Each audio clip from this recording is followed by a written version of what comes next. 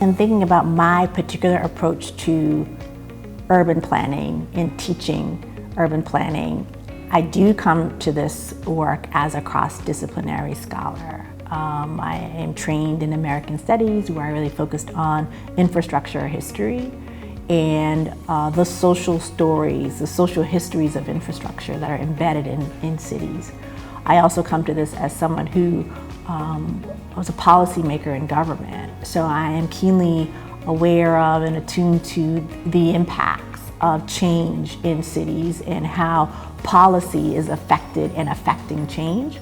So in my courses, typically, you're going to get a deep dive in history. You're also going to be thinking a lot about public policy, about how it's formed, about how damaging it can be when it's wrong, about new kind of avenues into the creation and production of public policy, and also how do we understand the ways that communities have been marginalized or have been minoritized through the production of space. And so there's quite a lot of emphasis on race, racial segregation, racial stratification, gender as an operative sort of norming of ideas of space, and then how those things crash together to give us something that can be understood as a landscape that it makes invisible what's actually happening.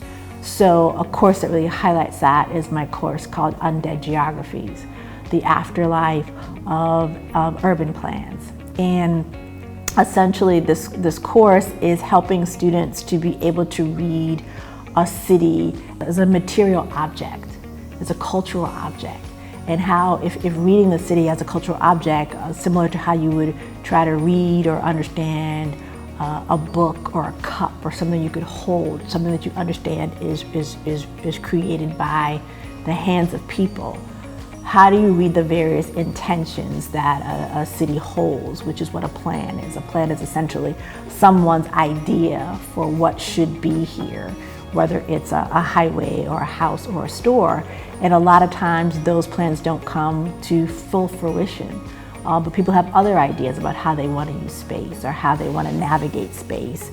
And those kind of that mix or even that crash of intentions help us understand the meaning that's being circulated in cities every day. So most typically when a planner approaches a city or is commissioned on or is sort of tapped for a project, they might consider the past of this place and how would you understand the past history of a place. You might go to the city's official history of itself, or you might go to a local historical society. But typically what those types of histories do not give you a sense of is the history of power or political struggle for people who have been in that place and are trying to make a home or trying to find work. And typically, or often, those are people who have been brought to that place to work or have come to that place to bring some kind of labor to bear. So I want to know, how can you tell a fuller story of those populations as a way to think about the future? So planners often deal with a real preoccupation with the future and sort of the future as a kind of speculative fiction that you're constantly projecting into.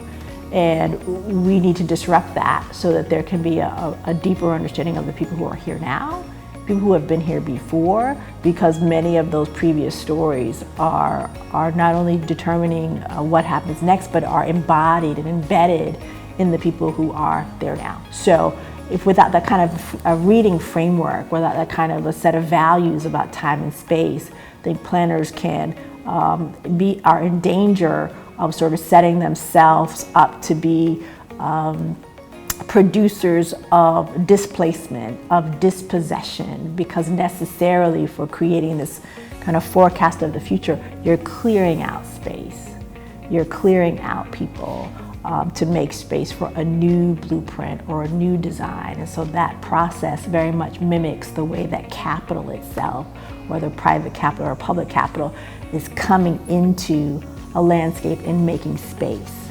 So there's a violence in capital expansion, capital development, not unlike the violence of planning without a deeper sense of how do you think about multiple time landscapes? How do you think about multiple populations and how they can be included in how we're forecasting the future?